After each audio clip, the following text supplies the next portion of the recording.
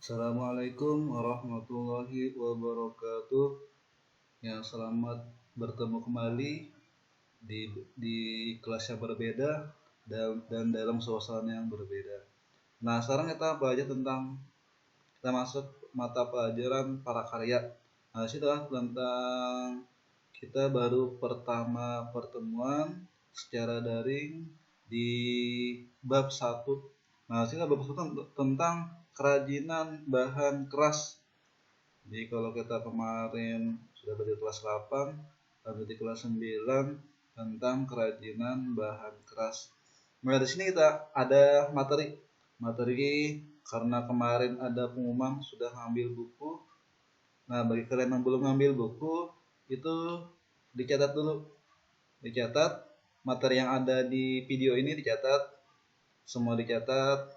Tapi bagi yang sudah ada bukunya, kalian tinggal menyimak di video dan di bukunya.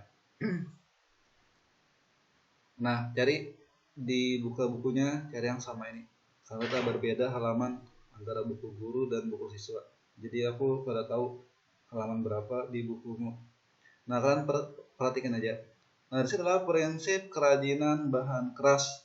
Pengetahuan dalam keragaman bahan dan alat serta teknik yang digunakan dalam pembuatan kerajinan bahan keras merupakan cermin dari keilmuan perajin dalam penciptaan karyanya. Nah, kalau biasanya kalau kemarin kita tentang bahan lunak di kelas 8 itu mudah dibentuk, beda dengan bahan keras. Jadi memerlukan kepiawaian perajin dalam pencipta karyanya. Contohnya adalah kalau biasa kita lihat pandai besi, itu kan bahan keras.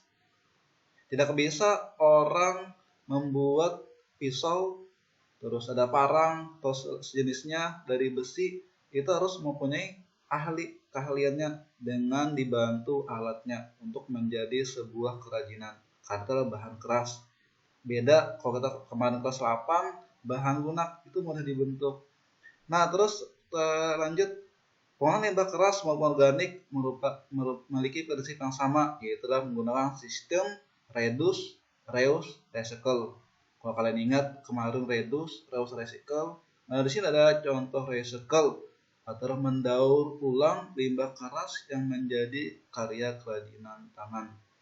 Nah, dari tiga ini, dari reduce, reuse, recycle, itulah fungsinya untuk mengurangi sampah. Ya, reduce itu artinya kita menggunakan bahan yang sekali pakai. Reuse, terus ada recycle, itu adalah mendaur ulang. Nah, di sini ada beberapa keunikan bahan kerajinan. Terus ada keragaman muatan nilai dalam produk kerajinan dan aspek rancangan dalam produk kerajinan. Nah, di sini ada keunikan bahan kerajinan. Sumber daya alam Indonesia dapat dimanfaatkan sebagai bahan dasar kerajinan tersedia sangat melimpah. Kita kan Indonesia ini kaya dengan sumber daya alamnya, entah itu yang bisa dibuat kerajinan bahan lunak dan bahan keras. Indonesia termasuk negara yang kaya dengan sumber daya alamnya.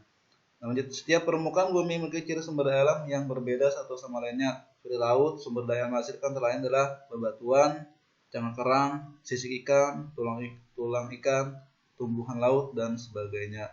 Bahan yang dasar yang dapat digunakan sebagai pembuat kerajinan dapat berasal dari bahan alam, bahan buatan, bahan limbah organik, dan bahan limbah anorganik. Sebelumnya aku bertanya, masih ingatkah kalian dengan organik dan anorganik? Itu mulai kelas 7 sudah ada pelajarannya. Kalau organik adalah dia berasal dari alam, mudah hancur, dia akan terurai sendiri. Beda kalau anorganik adalah dia bahan buatan dan tidak mudah terurai atau tidak bisa terurai atau hancur. Nah, di sini kita belajar tentang bahan alam. Alam berarti dia terbentuk secara sendiri dari alam semesta. Contohnya adalah tanah liat, serat itu seperti serat kelapa, sabut kelapa, terus ada serat pohon pisang, yaitu serat. Terus ada batu, kayu, bambu, rotan, kulit, logam, dan batu itu tulang ya. Nah, itulah terbuat dari alam. tidak bisa dibuat oleh manusia, dibuat terbentuk secara alam. Ringkas. Terus yang B adalah bahan buatan, adalah suatu bahan yang diolah manusia dengan menggunakan bahan kimia dan paduannya, bukan berasal dari alam. Kalau buatan ini adalah buatan dari orang, tidak bisa dia terbentuk sendiri secara alam. Contoh adalah lilin, gips, fiberglass, dan sabun. Nah, terus yang C adalah bahan limbah organik. Nah, ini merupakan limbah yang mudah teruraikan atau mudah membusuk. Contohnya adalah kulit jagung, kertas atau kardus. Nah, kertas itulah alami lah karena terbuat dari batang pohon. Terus ada jerami, sisik ikan, cangkang kerang, dan tempurung kelapa. Yang ini adalah bahan limbah anorganik, limbah yang sangat sulit atau bahkan tidak bisa diuraikan atau tidak bisa membusuk. Contohnya adalah karet ban, plastik, kaleng, styrofoam, kaca, logam, besi atau baja, dan bahan keramik. Lanjut. Nah, lanjut yang kedua adalah keragaman muatan nilai dalam produk kerajinan. Banyaknya produk kerajinan tidak terlepas dari ide ataupun gagasan dari manusia, berawal dari pikiran dan kehendak serta mulai suatu tindak cipta dan karya akhirnya mampu menghasilkan suatu kerajinan berisi pesan dari pencipta. Nah, jadilah kita kalau biasanya membuat suatu kerajinan harus ada ide dulu. Tapi kalau cuma ide, dia tidak bisa akan terbentuk suatu kerajinan. Kalau sudah ide, lalu kita ada tindakan untuk menciptakan suatu kerajinan tersebut.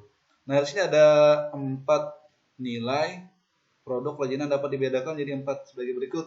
Yang A adalah produk dengan nilai simbolik, misal kaligrafi, kain ulos, upacara pernikahan, kerajinan, lukis kaca, cerita Mahabharata. Ini adalah simbolik. Kaligrafi itu biasa hal-hal yang berkaitan dengan kegiatan agama, terus ada kegiatan upacara, ya pokoknya adalah biasanya dengan adat. Kaligrafi itu kan bisa kalau kita orang Islam. Terus ada cerita Mahabharata, biasanya itu adalah Hindu atau Buddha. Nah, terus yang B adalah produk dengan nilai prestis atau wibawa. Contohnya bros emas dan tas kulit. Jadi kalau emas itu adalah dia akan menimbulkan wibawa bagi yang menggunakan pakaiannya. Tas kulit, apalagi kulitnya kalau kulit asli, ya dia akan menimbulkan wibawa bagi pemakainya. Terus ada nilai fungsional, misalnya keranjang rotan dan tikar anyaman. Nah, fungsionalnya adalah kalau dia ketika memakainya lebih mementingkan fungsi dari yang dipakainya, kerajinan rotan dan tikar anyaman. Terus ada nilai informatif, ini adalah kerajinan pin kaleng yang memuat gambar klub sepak bola. Yang ketiga adalah aspek kerancangan dalam produk kerajinan. Proses pembuatan sebuah produk kerajinan tidak terlepas dari salah satu unsur yang penting, yaitu pertimbangan dalam pembuatan suatu rancangan. Hal ini bertujuan agar dapat mengaplikasikan berbagai teknologi tanpa dengan unsur budaya dari bangsa Indonesia. Adapun faktor permasalahan objektif yang diperlukan sebelum pembuatan rancangan produksi suatu kerajinan itu faktor teknis, sains dan teknologi, ekonomis, estetika, ergonomis, dan kondisi lingkungan. Nah, di sini ada tabel faktornya, terus ada keterangannya. Pertama adalah faktor teknis, metode produksi yang andal, penerapan daya mesin atau manual, tingkat kemahiran sumber daya manusia. Terus ada faktor ekonomis, pemasaran yang tahan persaingan, sistem pemasaran distribusi, kebijakan penciptaan hak cipta, nilai jual dan suku cadang, sumber daya bahan dan alat, selera masyarakat terhadap produk. Jadi kalau kita melihat dari faktor ekonomis adalah bagaimana faktor tersebut bisa menjadikan sebuah nilai ekonomis atau menjadikan nilai daya jual. Ya, nilai daya jual. Kalau kita bisa menghasilkan sesuatu yang bisa dijual. Terus ergonomis. Nah, ada kenyamanan, keamanan, kesesuaian, kepraktisan. Mana di kelas 8 tentang pelajaran ini kan. Terus ada faktor sains dan teknologi. Dalam unsur temuan baru, inovasi dan modifikasi, mengikuti perkembangan pengetahuan dan teknologi. Terus ada faktor kondisi lingkungan, nilai budaya, terus ada kondisi lingkungan atau wilayah setempat. Nah, inilah pelajaran kita di pertemuan pertama. Kalian kalau bagi sudah bukunya, buka bukunya. Bagi yang belum ada bukunya, catat. Kapan catatnya dikumpul? Nanti ada instruksinya. Jadi catat aja dulu kalau masih belum ada bukunya. Ya, nanti dikumpul catatannya lah. Jangan cuma sekedar ditonton video ini. Nah, kalau kalian sudah tonton video ini di YouTube, terus geser scroll ke bawah. Di situ ada kolom komentar. Nah, di kolom komentar kalian situ tulis nama dan kelas.